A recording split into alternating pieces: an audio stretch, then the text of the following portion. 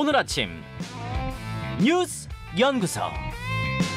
오늘 아침 뉴스의 맥을 짚어드리는 시간 뉴스연구소. 오늘도 두 분의 연구위원 함께합니다. CBS 김광일 기자, 김준일 시사평론가. 어서 오십시오. 안녕하세요. 예, 첫 뉴스 어디로 갈까요? 오차 범위 밖 크로스. 정당 지지율 여론조사에서 국민의힘이 오차 범위 밖에서 민주당을 이겼습니다. 네, 요즘에 여론조사가 대체로 국민의힘이 올라가고 민주당이 떨어지는 분위기가 많아요.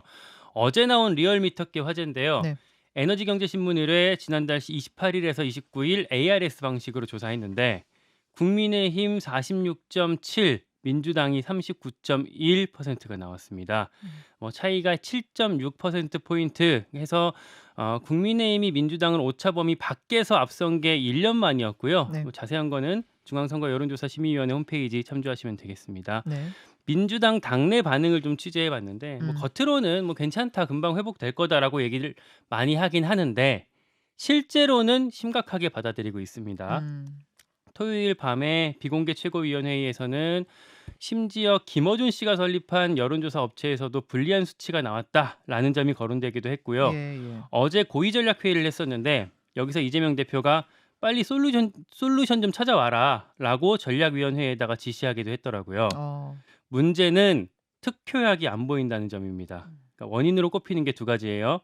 당내 공천 잡음 그리고 의대 정원 이슈가 있습니다. 근데 둘 다 당장 해결하기는 쉽지가 않잖아요. 때문에 한 지도부 관계자가 저한테 얘기한 게 어떻게 해야 물타기를 좀 잘해서 당장의 상황을 모면할 수 있을까?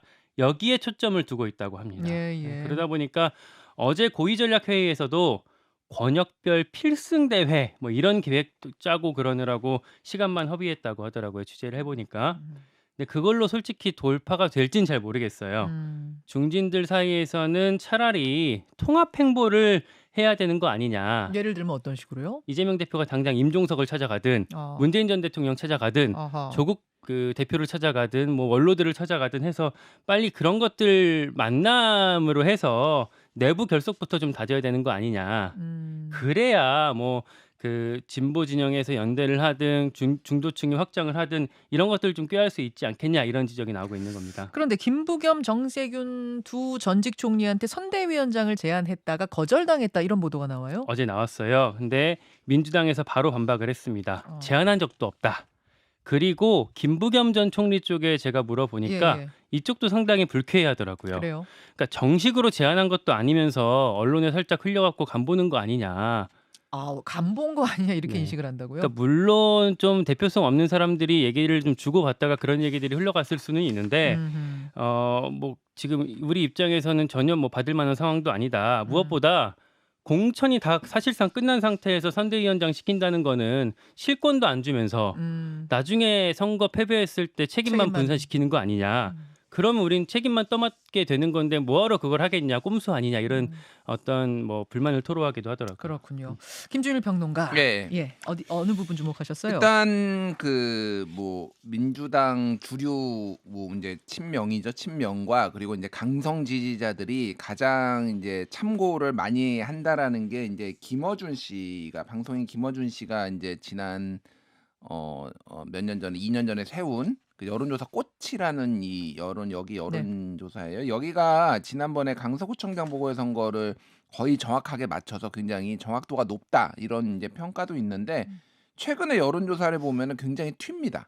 굉장히 튀어요. 그러니까 예를 들면은 갤럽이라든지 이런 데서 굉장히 이제 민주당 어떤 정당 지지율이 국민의힘보다 비슷하거나 안 좋게 나올 때도 여기는 굉장히 높게 나왔거든요, 민주당 지지가. 근데 이거를 이제 좀 현실을 이게 왜곡이냐 아니면은 소위 말해서 저쪽이 이제 소위 말해서 보수 과표집이고 이쪽이 진보 과표집이냐 여러 이제 논란들이 좀 있어요. 근데 과표집이라 하면 그러니까 응답하는 사람 중에 한쪽이 좀 치우쳤을 때를 얘기하는 거죠. 그러니까 이를테면은 이제 표집 물어보는데 이게 자신의 정치 성향에 대해서 이제 응답을 이제 하는데 나는 보수요, 나는 중도요, 나는 진보요 하는데 보수가 좀 더 많이 들어가는 거 아니냐. 근데 이거는 좀 정확하게 할 필요가 있는데 여론조사 전문가들이 얘기하는 거는 보수 과표집에도 이유가 있다라는 거예요. 예를 들면은 내가 진보 성향인 사람이 아예 응답을 하기가 싫어서 여론조사를 안 해버린다라는 겁니다. 이거를 누가 강요하는 게 아니라 본인한테 물어보는 거잖아요. 어쨌든 전화번호가 있고 전화번호를 무작위로 돌려가지고 물어봤는데 아예 안 받는 사람이 있고 내가 응답을 했는데 보수가 많이 잡힌다라는 거는 진보가 샤이 진보가 있듯이 이들이 답을 안 하는 사람들이 많은 거고 이 사람들은 투표장에 안 나와 버릴 가능성도 있는 거예요. 그러니까, 보수 과표집, 진보 과표집이 같은 메커니즘이다 그 말씀이신 거죠? 그러니까 제가 말하는 거는 보수 과표집 자체가 무슨 조작이네 이를테면 이게 문제가 있네라고 하지만 여론조사 전문가들은 그렇게 보지 않는다는 보수 과표집에도 이유가 있다라는 거예요. 지금 문재인 정부 때는 진보가 많이 잡혔어요. 여론조사 때. 그러니까 원래 정권에 따라서 이제 가는 성향이 있고 네. 요즘에 특히 이제 보수 과표집이 점점 늘어나고 있다라는 거에 문제 제기를 하시는 분들이 있는데 어쨌든 그거는 이유가 있는 거다. 그렇게 하는 데는. 예. 나오는 이유가 있다라는 거고. 그러니까 이제 근데 문제는 이제 이 여론조사 꽃에서도 굉장히 안 좋게 나오는 수치들이 많이 나와가지고 지난 3일 밤에 최고위원회의가 이제 민주당이 있었는데 굉장히 동요했다. 그러면 여론조사 꽃이 최근에 좀 다른 데보다 튀었다라는 얘기는 여기는 뭐 진보 과표집이다 이렇게 지금 분석이 되는 거예요? 그거를 뭐 확정적으로 얘기를 할 수는 없는데 전체적으로 보면 민주당이 잘 나왔고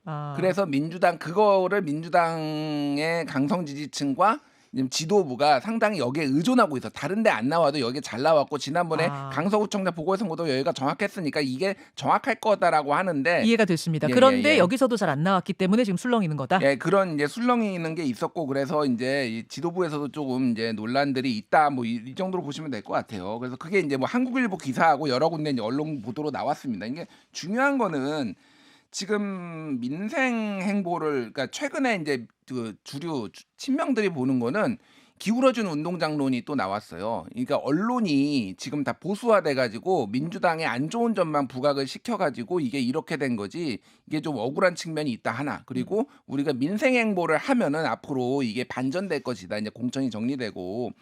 근데 기본적으로 지금 이제 많은 전문가들 저도 그렇게 생각을 하는데 많은 전문가들이 얘기하는 거는 민주당의 신뢰의 위기거든요. 그러니까 민주당의 이제 공천 과정에서 나온 이제 신뢰의 위기가 나오고 특히 중도층이 이제 투표를 하러 나올 것이냐 지금 그러니까 정권 심판을 위해서 윤석열 정부를 이제 심판하러 하겠다라는 중도층이 상당히 있었는데 이제 이거를 강요받고 있다. 이재명이 싫으냐, 뭐 윤석열이 싫으냐 그러면. 여기에 이제 해법을 이제 민생 문제로 좀 돌파하겠다라는 건데 글쎄 역대 선거에서 총선에서 야당이 민생 문제를 집중해 가지고 선거에 이긴 적이 없습니다. 예, 그러니까 보통은 이제 소위 말해서 주류들의 희생, 야당 지도부의 희생 그리고 어떤 정치 개혁, 혁신 아젠다 이런 걸로 했는데 그런 것들은 지금 전혀 나오지 않고 있기 때문에 잘못된 진단 아니냐 뭐 이런 얘기들이 나오고 있고 또 하나 이제 굉장히 논란이 됐던 게. 그 권향엽 전 청와대 균형인사 비서관이 이제 전남 순천 광양 곡성 구례을의 여성 전략 특구로 단수 공천이 됐어요. 근데 여기가 서동용 의원이 비명계인데 여기가 컷오프 됐습니다. 문제는 이 권향엽 전 그 비서관이 김혜경 여사 지난 대선 때 수행비서였어요. 권향엽 전 청와대 균형인사비서관, 김혜경 여사의 수행 일정을 담당했던 분. 그래서 이게 지금 민주당에서도 굉장히 논란이 되고 있고 뭐 당연히 국민의힘에서는 비판을 했고 그래서 서동용 의원은 내가 하위 20%냐, 뭐 돈봉투를 받았냐, 내가 왜 지금 컷오프가 돼야 되느냐라고 하면서 지금 강하게 반발을 하고 재심 신청을 하고 있다. 뭐 이렇게 좀 논란이 되고 있습니다. 알겠습니다. 자, 이런 상황 속에서 국민의힘 상황으로 좀 가볼까요, 김광일 기자? 이재명 토론하자. 이재명 대표 토론하자라고 한동훈 비대위원장이 또 제안을 한 거죠? 네, 하면서 토론 공방이 있었어요. 하지만 당장 성사되기는 어려워 보입니다. 말씀하신 것처럼 한동훈 위원장이 지난주에 제안을 했는데 어제 이재명 대표가 사실상 거절한 상황이에요.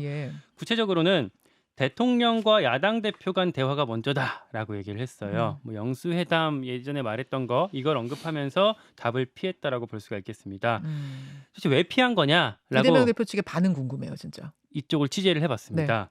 상대방의 의도에 끌려가지 않겠다라고 답을 하더라고요. 무슨 의도요? 정권 심판론을 희석시키려는 의도다. 그러니까 윤 대통령이 내 상대로 나와야 되는데 그걸 한동훈 위원장한테 떠밀고 있는 거고 거기에 끌려가지 않겠다라고 얘기를 하는데 뭐 봤을 때는 지금 시점에서 한동훈 대 이재명 이 구도가 불리하다라고 판단을 하고 있는 것 같습니다. 다만 한동훈 위원장도 뭐 물러설 사람은 아니죠. 생방송에서 거짓말할 수 없으니까 도망치는 거 아니냐 이렇게 어제 또 주장을 했어요. 이재명 대표가 선거 뛰는 후보잖아요. 네. 방송에서 하는 발언이 다 선거법 적용 대상이 되거든요. 예전에 뭐 경기도지사 선거 때도 그랬고 대선 때도 나중에 이제 문제가 됐었잖아요. 그렇죠, 그렇죠. 그래서 뭐 그것들이 있기 때문에 겁먹어서 저러는 거다라고 나름의 좀 빈정되는 표현을 했습니다. 그러니까 한동훈 위원장은 이재명 대표랑 한 화면에 계속 잡히고 싶은 거고 이재명 대표는 윤석열 대통령을 상대로 정권 심판론을 펴야 되는데 한동훈 위원장이 자꾸 같이 하려고 하는 것을 꺼려하는 거고 뭐 이런 걸로 보면 되는 거죠. 그렇죠. 어제 이제 그래서 이재명 대표도 난 윤석열 정부에게 답을 듣고 싶다. 뭐 이런 얘기를 했어. 이게 약간 기시감이 들지 않나요? 예전에 네. 이제 김기현 대표가 뭐 계속 이제 이재명 대표 만나자 그러고 이재명 대표는 영수회담 하겠다. 그래서 그렇죠. 소위 말해서 이제 사랑의 짝대기가 서로 이제 엇갈려요. 엇갈렸다. 제가 그런 평론 냈는데 거의 비슷합니다. 이거는 한동훈 위원장이 이제 소위 말해서 당대표 수행 지지율이 훨씬 높게 나오고 있는 이런 상황이니까 이를테면 윤석열 정권 심판론보다는 이때 당대표 대 당대표 이런 거 뭐 어떤 구도를 부각시키려는 거고 뭐 이재명 대표가 별로 응할 상황은 아닌 것 같아요. 뭐 그럴 뭐 이유도 별로 없어 보입니다. 지금 국민의힘도 좀 여러 가지 이제 논란들이 있는데 가장 이제 뭐 감동이 없다, 뭐 현역 불패, 뭐 친윤 불패, 윤핵관 불패, 뭐 이런 것들을 좀 상쇄시키기 위해서 국민추천제 하겠다고 갑자기 뜬금없이 얘기가 나왔잖아요. 근데 이게 두 가지 비판이 있었는데 하나는 시스템 공천한다고 하면서 이게 뜬금없이 이게 갑자기 방식도 안 정하고 일단 던져보고 뒤늦게 이제 방식을 정하겠다라고 하는 게 이게 문제가 있다라는 거고 도대체 이제 어떻게 할 것이냐 그러면은 근데 지금 어제 얘기가 나온 게 지금 한 30곳 정도가 아직 공천이 안 됐거든요. 네. 국민의힘은 근데 3곳. 세 곳만 국민 추천제 하겠다. 지금 나온 거는 TK에서 하나, PK에서 하나, 강남 하나. 네. 그러면은 이게 국민 추천제가 도대체 얼마나 이제 효과가 있을 것이냐. 근데 당내 반발이나 외부 반발이 비판이 이제 만만치 않으니까 최소화하는 방향으로 해서 결국은 전체적으로 보면 어쨌든 현역 불패 기조는 계속 유지가 될 가능성이 높아졌다 이렇게 봐야 될 것 같습니다. 국민 추천제라는 게 애초에 공천 시작할 때부터 나온 게 아니라 중간에 툭 튀어나왔기 때문에 당사자들이 반발하는 거예요. 그러니까 이게 룰을 미리 정했어야 된다. 그렇죠. 당사자들이 반발을 하는 거고, 그러니까 이거가 처음에 계획이 없었는데 하도 이제 뭐 변화가 없네 이렇게 하니까 이제 뭐 좀 고육지책으로 나온 건데 이것조차 3군데밖에 안 한다라고 한다라면은 하려고 하면은 제대로 하든지 이게 그러니까 별로 이제 효과가 없을 것이다 이런 뭐 얘기들이 나오고 인적 있습니다. 쇄신이 제대로 안 된다라고 하니까 이 말씀하신 국민추천제 그리고 비례대표 이런 걸로 좀 나름대로 좀 변화를 꾀하겠다라고 했는데 네. 국민추천제 최대 3곳 이렇게 하면서 좀 모양이 많이 찌그러졌고 비례대표도 사실은 지금 당 대표 국민의 미래의 당 대표를 국민의힘 사무처 당직자로 보냈고 또 국민의힘과 국민의 미래가 공관위원을 공유하기로 하면서 사실상 여기서도 어떤 변화를 꾀하기는 좀 어렵게 됐거든요. 당 내에서 어떤 얘기까지 나오냐면 김건희 여사 특검 재표결 이것 때문에 사실은 인적 쇄신이 어렵게 됐는데 이거 아니었으면 현역 교체율이 지금보다 2배는 더 컸을 거다. 당내에서 이런 얘기까지 나오더라고요. 알겠습니다. 국민의힘 상황까지 지켜봤고요. 다음으로 넘어갈까요? 7,000명 면허 정지 가능성. 정부가 업무 개시 명령을 내렸지만 미복귀한 전공의는 7천여 명을 넘어섭니다. 면허 정지 같은 행정 처분 절차에 착수한다고요? 네, 정확히는 오늘부터 사전 통지서를 우편으로 보낸다고 합니다. 네. 면허 정지 처분한다라는 통지서를요.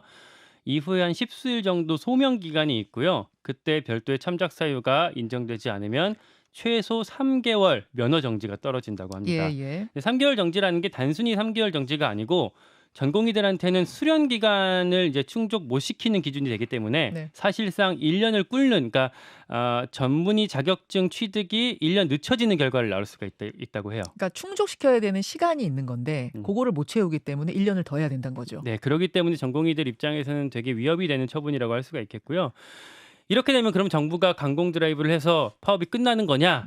그렇게도 보기는 어려운 게 이렇게 되면 의대 교수들까지 참전한다고 합니다.